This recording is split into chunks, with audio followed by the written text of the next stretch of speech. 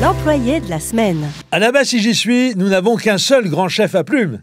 Mais ça n'a pas empêché notre réalisateur Kevin Accard de s'intéresser au sort de nos frères de Colombie-Britannique qui luttent contre les multinationales, le Tomahawk à la main.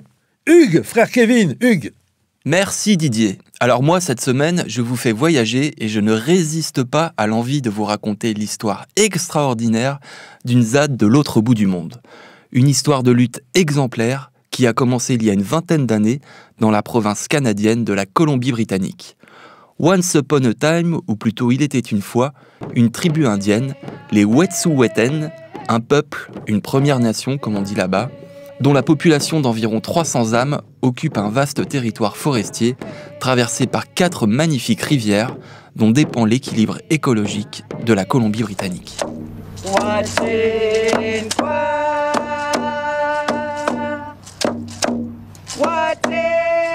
Les Wet'suwet'en ont la réputation d'être une nation de guérisseurs. Ils font partie des premiers peuples qui ont occupé le continent américain et ils entretiennent des rites séculaires basés sur une harmonie totale avec leur environnement dont ils considèrent être les gardiens. Bref, vous l'aurez compris, c'est un peuple tout à fait pacifique qui de nos jours vit principalement de la pêche et de la culture de plantes médicinales.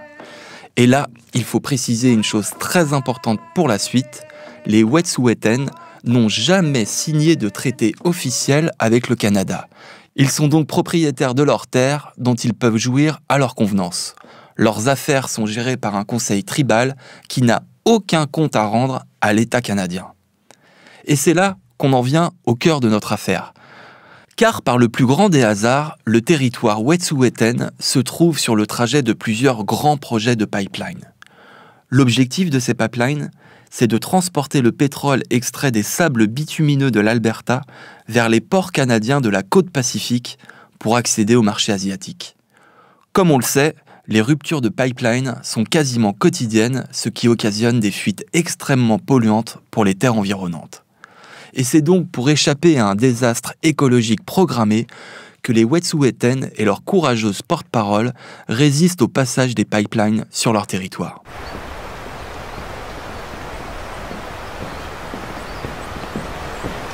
Who are you? My name is Rod.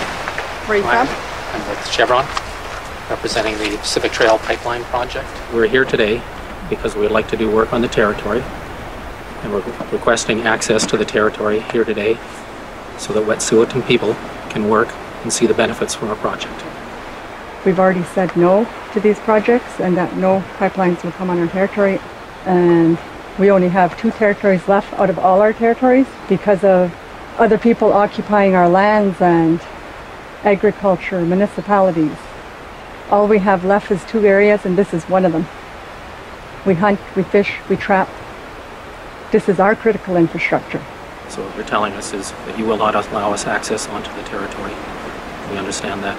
We thank you for your time here today. We brought you an offering. We've left some water, some tobacco. No thanks. We've got clean water right there. That's what we drink, and that's pollution, the plastic that adds to the landfill.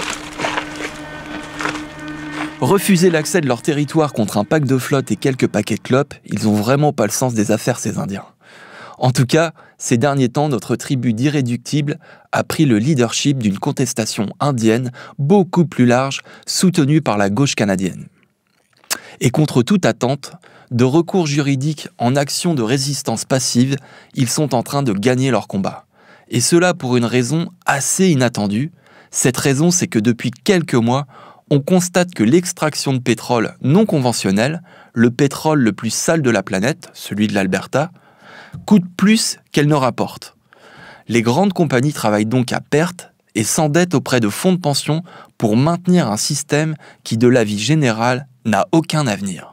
Les grands projets de pipeline canadiens sont donc déjà obsolètes et la contestation citoyenne de ces grands projets inutiles s'amplifie de jour en jour. De quoi faire frémir le très libéral Justin Trudeau. You in the striped scarf. Yes.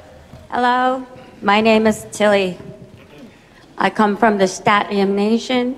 I want to ask you, what are you going to do to stop oppressing and holding our people under your colonization When are you going to give us our rights back? When are you going to start giving a shit about who we are as people and not seeing us just for our land? Vous pouvez, si vous le souhaitez, voir le film Invasion, dont nous avons tiré ces extraits sur le site Unistoten Camp. Et quant à nous, on leur souhaite vraiment bon courage et bien sûr, on vous tiendra au courant.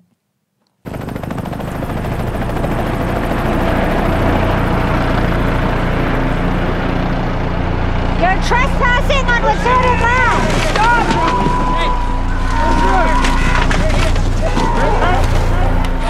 You continue to remove us forcibly from our lands with your rifles, with your semi-automatic weapons.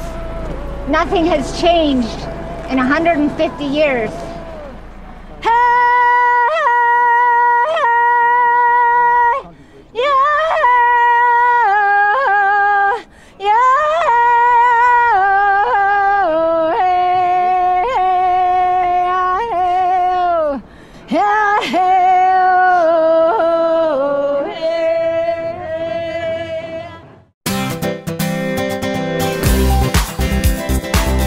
C'était l'employé de la semaine.